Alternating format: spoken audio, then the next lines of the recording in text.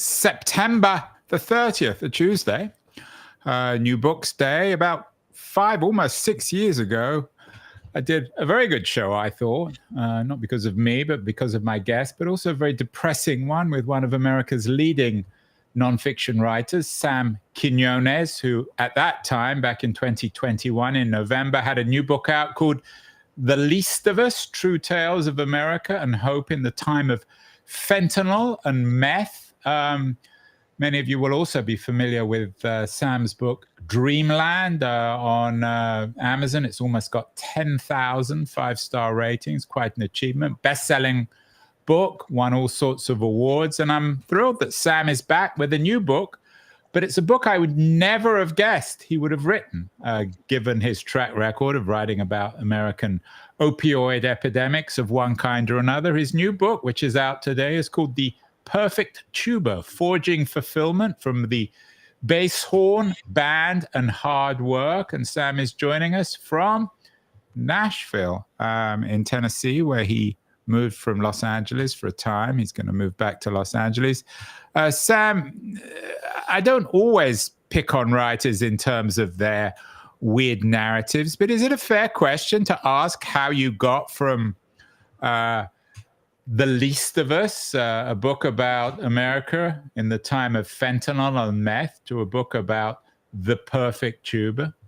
Sure, it's a very fair question, and it's kind of my own trek. In fact, it goes farther back than that. It goes back to the Dreamland book.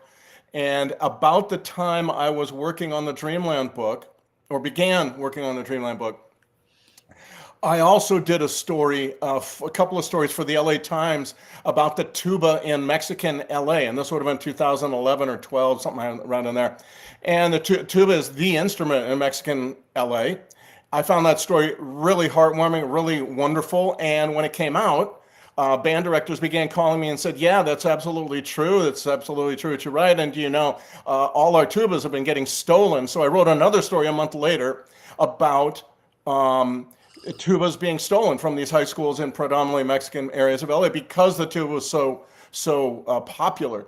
And so that then led me to kind of follow my inner journalist, inner hunch, because when you find people who are doing things for the pure love of it, they almost always lead to a great story. And the tuba player, I began to interview tuba players all across the country at this point, and I began to realize, I don't play the tuba. I was never in marching band, which is where most tuba players start.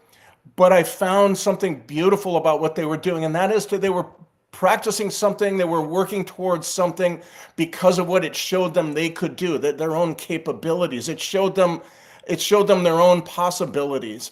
They were doing this without really the promise of money or fame or any of that kind of thing. It was more like they found something that really inspired them. At the same time, I was writing about heroin addiction and the opioid epidemic, my Dreamland book, and then that transitioned to another book, the one that you mentioned that we talked about several years ago, The Least of Us, with fentanyl and meth being the prime characters in that book. And along the way, though, I kept on working on this book about tuba players, in part because it was kind of like the antidote to what I was writing as well, about the drugs and drug addiction. Drug addiction is really this pursuit of happiness, I guess you might call it, from something you buy. Tuba players, band directors too, were about finding that fulfillment from something you create within. And I thought that was beautiful. And after finishing those 2 books about drug epidemics in America, I really thought to myself, I can't write another book. I'm kind of worn out, needed a break for sure. And I thought to myself, this tuba idea might work. And I credit to Bloomsbury Press. They dove into it. They said, oh yeah, go for it. And I just spent the last 2 years trying to fashion a lot of the interviews that I had done and others that I still left to do into a book. It was because I was worn out by this grueling, kind of grim story of people searching for something that will make them happy if they buy it and use it, and really ends up most of the time killing them. Yeah, makes them supposed to make them happy, but of course makes them profoundly miserable and everyone around them. It's a wonderful story in itself, Sam. Describe the tuba, especially to someone perhaps who's never heard it. What kind of sound does it produce? Why is it such, for you at least, such a distinctive musical instrument? Well, it is the lowest in any band or symphony orchestra. It's the lowest register instrument. It is without the tuba, the band does not sound much like a band. You can't really have a solid foundation for any band without the tuba, and it's an instrument that is it's the youngest instrument in the brass world. It was invented in 1835 and is still being tinkered with, and that's one of the interesting things. Trumpets are kind of very, they're kind of set in stone in a sense. Tubas they're fat, they're short, they're thin, they're tall. They're like human beings. They come in all shapes. At least according to Wikipedia, its patent was granted in September 1835 to a Prussian bandmaster. Right, and that instrument has been modified and transformed and changed in many ways. There's now several kinds of tubas depending on the key, this kind of thing, and depending on that also on the length of the tube that bends and twists. And so there are many different kinds of tubas now. They're made by many different companies. The Chinese are really big in it now. But it has, when played right, one of the remarkable things about the tuba is its ability to kind of shake your bones. Really, that's the amazing thing. And it starts, it starts with this unpleasant, wet buzzing, your lips against a metal mouthpiece. And then it goes through all those tubes, those hairpin turns and those straightaways and those detours and everything to come out the bell, this enormous sound that just shakes the bone. And that is really key to why people, I think, fall in love with it and spend so much time without any promise of fame or wealth. As I said, spend so much time learning it and perfecting it and really fully getting into it and finding their own passion through all that hard work, through that perseverance, through failure, because it's a remarkable sound that creates in the orchestra, but also in the body of the person making it. You're in Nashville. I'm guessing that the tuba is used quite often in jazz music. Also in New Orleans, I'm guessing. You came to it through Los Angeles and perhaps your Mexican heritage. And of course, as I said, it was originally invented in early 19th century Prussia, so it lent itself to classical music. Are there particular kinds of music that the tuba lends itself to, or is it quite adaptable, which explains why it's as popular perhaps in Los Angeles as it is in New Orleans, as it is in Berlin? It's as adaptable as any other instrument, in my opinion, in the orchestra, as a trumpet, a trombone, what have you, violins, etc. I mean, to me, it depends on where you grew up with it, what you learned, how you learned to play it, the other people around you at the time you were learning. Now, most people learn it, take it up. Unlike all those other instruments I mentioned, most people take up the tuba well into their life. They're usually 13 or 14 because your lungs simply aren't capable of pushing the air in the quantities that will be needed for the tuba until you're about that age. Whereas with the piano or the violin or the trumpet, you can start a lot earlier. So it's usually in the United States, it's usually through marching band. The interesting thing is that nobody really chooses the tuba. You are pushed into the tuba chooses you. And I've never heard of a tuba soloist. Of course, we've heard of many violin and pianist, viola and cello soloists. But is there such a thing as a tuba soloist, or by definition, does the tuba need to be played within an orchestra or band? Certainly, it's been played mostly as an the foundation is a community enhancer. A good tuba player will bring the symphony together, will bring the band together. But there now are many tuba soloists. Some of them are full-time soloists. Probably the most important one is Øystein Badsvik, who is Norwegian and has been doing this for a long, long time. It's also the move towards more complicated music for the tuba and soloing is part of what I call the tuba civil rights movement. And that Wow. tuba has always been at the back of the band, not just physically, because that's probably where it needs to be, but also figuratively in a sense, so that people always view it as like this limited instrument and not capable of much, and therefore tuba players themselves are not capable of much. This has been something that tuba players have rebelled against now for many, many, many years, and the expression of tuba soloists and much more complicated music written for the tuba is kind of where the whole instrument has been heading now for since the 60s at least, but certainly gaining a lot of strength in the 70s, 80s, and 90s. Yeah, I like this phrase, tuba civil rights movement. Maybe we'll use that in the headline. Given that you're particularly interested in Latin culture, you're from Mexico. You're from certainly Latin Los Angeles, and you're originally from Latin America. Is there a quality of the civil rights movement when it comes to the cultural way in which the tuba is being used, particularly in Los Angeles? Well, first of all, I'm not from Latin. I'm American, and my grandfather was from Spain. I spent years. Whoops! You're still going to talk to me. I apologize, Sam. That's okay. I made some generalizations because of your name, Quinones. And also that I lived in Mexico, and my first two books were about that. Yeah, so I do have an excuse for confusing you. It's a common mistake. I would say, though, the interesting thing that I first got me onto all this was the story of Chalino Sanchez. Chalino Sanchez was a singer, underground singer in Mexican LA from the state of Sinaloa, the center of drug trafficking.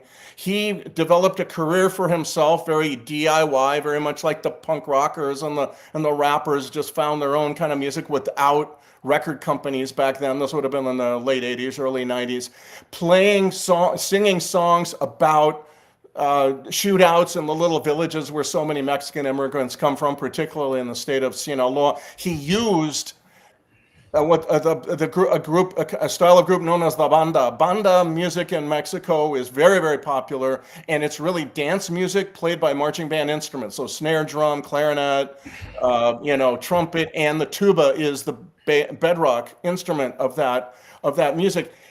Many Mexican-American kids viewed banda music as totally corny parent music. We want rap, we want other stuff, until Chalino came along. And Chalino wrote songs that all of a sudden made the tuba kind of cool and dangerous. In fact, he himself was murdered after a show in 1992 when he went back to Mexico. He had left Mexico having murdered a guy who had tried to attack his sister, and lived up in the LA area for quite a long time, made his underground career, and then by a great mistake accepted a gig back in Mexico where he was murdered. But Chalino's part in all this is as this renegade underground singer for Mexican immigrants and particularly Mexican kids growing up in LA. And with that, he turned the tuba into this hugely popular instrument. Now, all these kids would bump tuba-based banda music from their trucks as they drove down the retail areas, the business areas of these communities outside Los Angeles, these suburbs where it was so Mexican by now. And you'd see these trucks passing by, and boom, boom, and you'd hear the tuba, you'd hear the banda music, and all the girls would think that was cool, So Chalino transformed. I'd written about him before. I'd written about him in my first book, but I included him in this one as well because I felt that his role in all this was enormous, and really why a lot of Mexican kids growing up in LA had been brought to the United States maybe when they were 2 or 5 or whatever, became more Mexican almost after Chalino because they kind of got back in touch with some of their Mexican roots. A lot of times all they were really listening to by then was rap music, because it was also invented around that time. But to me, that was this amazing story. And then that led to this enormous popularity of the tuba in Mexican LA as a way of displaying how well people had done in America. You know, if you have a party for your daughter's 50th birthday or wedding or what have you, and you have a band with an enormous big gold sousaphone tuba, it's just a way of saying I came to the United States extraordinarily poor, and look how far I've come. And that was really another big reason why the tuba was so important in Mexican LA, I found. Yeah, that's really a fascinating story. And I know you're also a photographer. On your website, you have some great photos of people playing the tuba and other images. We're all familiar, of course, Sam, with Wim Wenders' great movie Paris, Texas, which is premised on the idea that no one's really ever heard of Paris, Texas. I'd never heard of Roma, Texas, but that features in your book on the tuba. What's the connection between Roma, Texas, and the tuba? Well, at a certain point in the story, what I was really interested in was writing about people who were finding fulfillment from what they created themselves. And along the way, I began to realize that band directors, as one band director said, band directors are just like tuba players, just on a larger scale. And so I thought, actually, they are all of them are creating cohesion. They're creating community. That's what band directors do. That's what tuba players do. And they do so without any promise of fame or fortune. They are not looking for quick fixes to anything. It's all about hard work. And I just grew enamored with the idea that these two occupations, so to speak, were so really ignored and yet so important to creating the values that sustain community in America. And along the way, I began to realize that one of the great bands in the state of Texas, which is as crazy for marching band as it is for high school football, which is saying a lot in that state, one of the great bands competing with the wealthiest communities all across Texas was the little town of Roma, Texas, one of the poorest towns in Texas, along the Rio Grande Valley, along the Rio Grande River in what's known as the Rio Grande Valley. And I wanted to understand why that was. And so I went to Roma, and there I met the guy who had transformed the band world. He was a tuba instructor, a guy named Al Cortinas, and Al's innovation was to say, we have kids, as one band director said, the kids of our kids here are competing with kids across Texas who take lessons from symphony players. These kids, our kids, don't have any money for music lessons. So how are we going to transform them into state level musicians without private music lessons? And it was Al Cortinas' system, bringing in a variety of elements, largely convincing his school district that they needed to hire more band directors and let each band director teach one instrument to kids from 6th grade on up to 12th. It was a remarkable innovation, but what it did was it created the band culture in Roma, but also in other towns in the Rio Grande Valley, that allowed them only a few years later to go from musically illiterate to competing in the finals with bands from the very, very wealthy tech suburbs of Austin, Texas, the state capital, or from Dallas-Fort Worth. It was a remarkable story of just one guy's innovation, and then others have continued it. He's retired for a while now, but others have continued it. And Roma, Texas continues to compete head-to-head with the best bands in Texas because of this innovation that allowed the value, the inner hidden jewels that these kids were to be cultivated. And to me, that was another just like gorgeous, one of these gorgeous stories, of which there are many. I fell in love with all these stories in my book. Honest to God, it was a real amazing thing that went on. But the Roma story is absolutely one of them, of how one guy comes along and figures out, if we try something else, we are letting all this talent go to waste. It's all there. It needs to be burnished. It needs to be cultivated. And his system put in place there allows Roma, Texas to be the competitor that it is today in statewide band championships. Yeah, well, Roma, Texas now is known alongside Paris, Texas. The subtitle of the book, Sam, is Forging Fulfillment from the Bass Horn Band and Hard Work. The way you're talking about it, though, the term American Dream appears in too many book titles and subtitles these days. In a sense, you're presenting it as a feature, a manifestation, a reflection of the American Dream. Is that fair? I would say there's something to that, sure.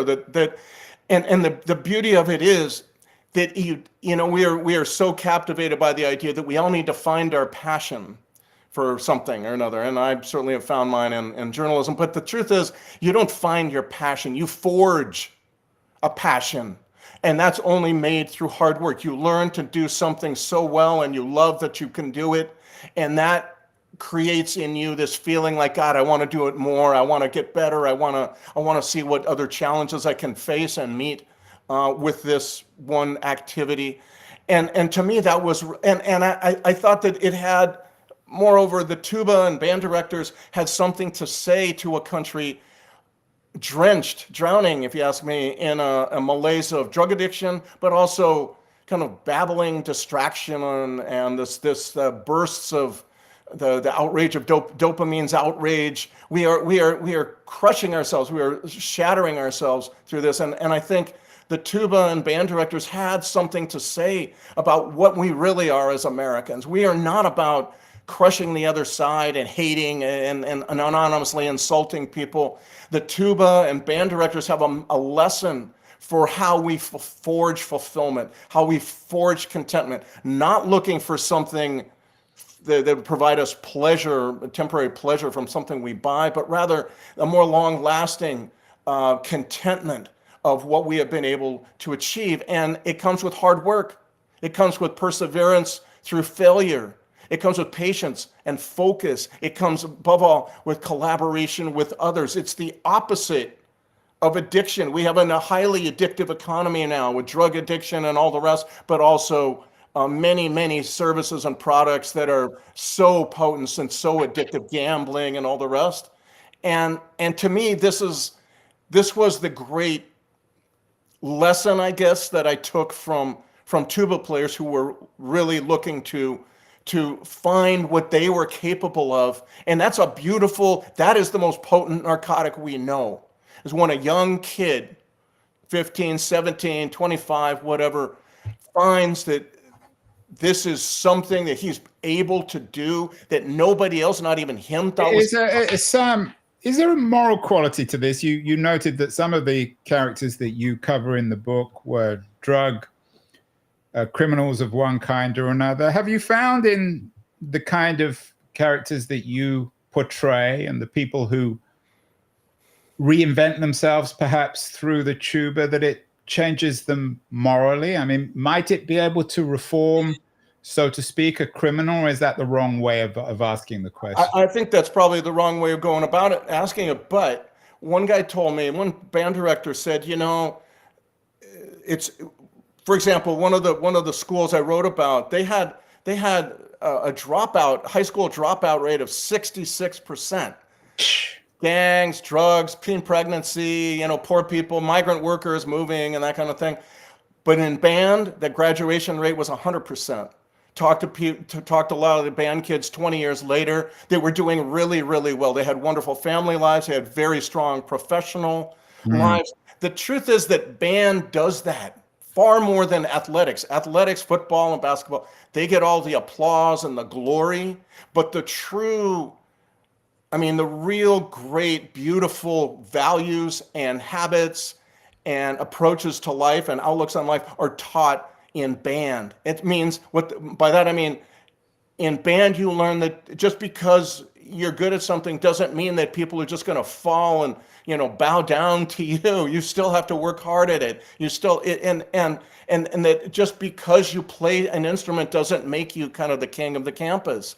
And these are wonderful things. It's also about finding ways of working really hard with precision and detail towards something, even and taking then joy, the really great joy in small accomplishments. That's really how we as humans find fulfillment. It's not the big magic answer. It's not the big blast of dopamine. It's little steps forward, very often with other people. But either way, it's these little steps forward, and it's finding that joy, getting used to life being a series of setbacks, but then finally you keep at it and you move forward. And that is a radical idea I hold. That's a radical idea to a lesson for a country that's up to its neck in drug addiction and addiction to all these other things that are so toxic in our culture right now. Yeah, it's the collaborative nature that you noted earlier. I know my wife was in her college band, and she swears that it changed her life too. A few years ago, I had my friend Maria Ressa on the show. She won the Nobel Prize for Peace. She's a journalist and a free speech activist. I'm sure, as you know, from the Philippines. She worked for CNN, many other news organizations. I remember asking her what democracy sounded like, and she said to me it sounded orchestral, in the sense that it sounded like a collaboration. What does your book, Sam, tell us about democracy in America? You noted that America now is addicted to all sorts of things, which is undermining it. There's also, of course, a crisis of democracy. Are there lessons for rebuilding, reinventing democracy in America in the 21st century in the perfect tuba? It might be. There might be. And through the tuba and band, what you find is people of all kinds coming together with one goal. And also not very strong feeling of not wanting to let everybody else down. There's that feeling of I'm in a community, I'm together with people, and I better keep up, I better be accountable, I better keep up my side of the bargain, And more than anything, though, I think it's because it's what happens through tuba and the band is that you develop the qualities that sustain your community later. They always say, how'd your band do, this year? Well, it's too early to say. Give me 10 years. And I'll tell you how the kids turned out, and then we'll know how the band how good the band was, And I think there's really something to that. Your wife swears by it. I swear, you go through the communities that I've been through, and you find people, you scratch them a little bit, try to figure out a little bit their story. So often they were in band. It's such an essential part of. Yeah, I wonder if you noted the collaborative quality. Does it? We live in a culture, again, it seems, Sam, where we're not very forgiving of other people's failures. We don't acknowledge our own. Does being in a band make you a little bit more forgiving of other people's failures and mistakes? Because it's whether it's the tuba or another instrument, it becomes quite self-evident. Oh, I think so. And the other part of that is, as I said, you don't want to let everyone, you want to know your part. You want to be able to play your part as well as it can be played, because people will look at you and say, hey man, come on, you're slacking. And so all of that, whether you go into music or not, and most people who are in band do not go into music as a profession, but the qualities that you learn in band, the habits and the attitudes that you learn in band are so important for a successful individual life, but I hold too that they are so important for a community to retain. And part of what's bedeviling us as a country is that too often we get away from the values of tuba and band. We get away from the idea that we're all in this together. We all need to be accountable to each other instead of constantly bickering and finding fault and overlooking our own failures and missteps and so on. To me, it's one of the great things. I was not expecting this. I wrote this story because I didn't want to write about addicts anymore. I want to write about people finding fulfillment from something else, the hard work and so on. I was not expecting to come to the conclusion that band and tuba players were somehow essential to the community cohesion in which in America we have lost a lot of. The stuff, I dare say some of what's holding us together is the stuff that so many kids learned in high school or a college band. I know, Sam, you spent the last few years in Nashville. You moved from Los Angeles to give your daughter another view of America. Is perhaps one of the suggestions in the book that parents or teachers really focus on this thing? It doesn't mean all kids need to learn the tuba, but playing in bands or any kind of collective, particularly musical experience, is of great value, not just to the individual, but to the community. No, I think so. The point of the book is not to say we should all take up the tuba. The point of the book is to say you want your kids to flourish, push them into something that's hard. Don't let them get away with slacking. Don't give them endless praise for almost no accomplishment. Push them to find something that they want to work hard towards. And that can be anything. You could be a ceramics maker or whatever. You could be a great, burgeoning entrepreneur. It doesn't matter. What I think we've gotten away from is the lesson that tuba players learn because they have to, because no one's applauding them the way they do the quarterback at the football team or whatever. You have to find your way of being as good as possible without the entire world stopping and giving you a standing ovation, right? And to me, that's a very healthy thing kids need to learn. The value of hard work, the value of persistence and perseverance. But also it's a thing, Sam, as the parent of two kids who grew up on the soccer fields of Northern California. Sure. It's an important thing for parents to learn that their kids aren't always stars, that they can just be players in a band and they don't always have to win or be the top player on the team or get a medal. I think that's 100% true. That's 100% true. And that your value doesn't diminish, but also, you need to stand up for your own part in this. You need to be accountable. That part of the story, I think, is extraordinarily important. It seems to me that the more our lives are governed by the babble of social media and all the rest and the distraction, we are losing part of that, and that is a very dangerous thing to lose, I should say. And we can learn a lot. Again, not expecting any of this kind of stuff, but when I started, but as I got done with the book, I realized we can learn so much from tuba players and band directors about how to create true fulfillment, true contentment and happiness, which is the absolute contrary of everything that American corporate marketing would tell us, which is and there's a musical quality, both metaphorically and perhaps literally, of course, when we talk about the perfect tuba. It sounds like a very uplifting book on many fronts for you personally, Sam, politically and culturally.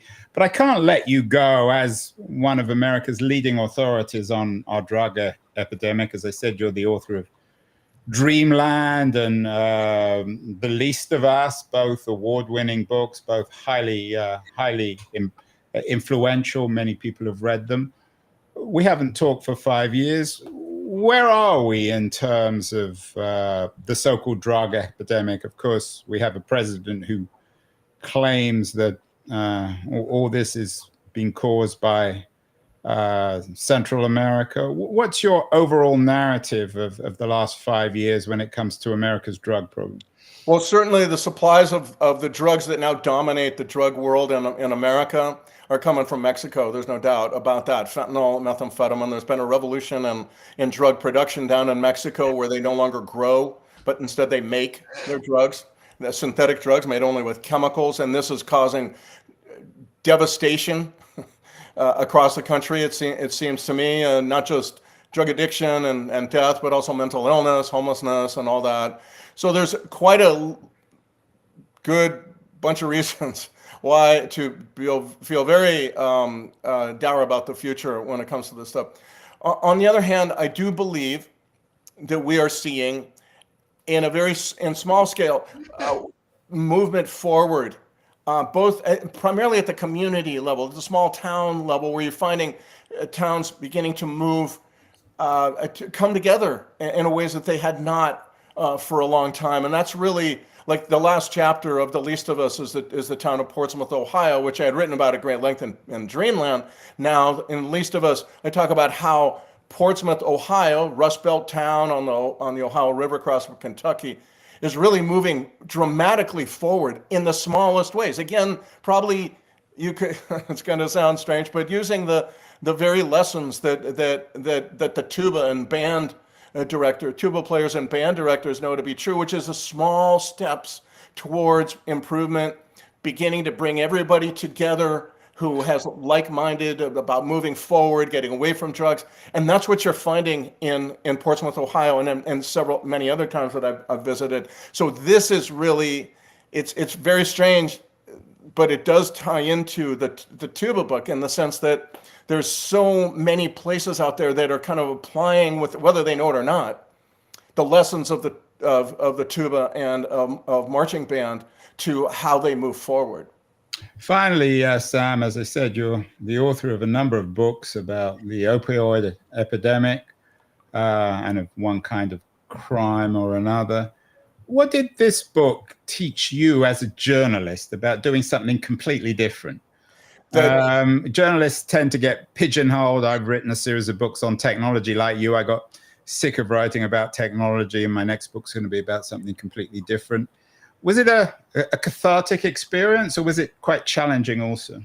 It was both. It was both, because I didn't know a thing. I don't play the tuba, never in marching band. I didn't know a thing about the tuba, but Tom Wolfe, great journalist, I think it was he who said, don't write about what you know, write about what you don't know, but you're going to find out all about. And that's been kind of my motto for all my journalism career. I wanted not to be pigeonholed. You're absolutely right. Journalists have a problem sometimes being pigeonholed by whatever they last did, and I wanted to move away from that quickly and decisively, and I wanted to challenge myself, and certainly this was a world I had no knowledge of, and it was that, but it was also this enormous, because it was like this small step, immersion through small steps into it, it was this wonderful feeling of being part of something that I had never known about, and now that I know about it, it was just like so intoxicating, and the stories themselves again just became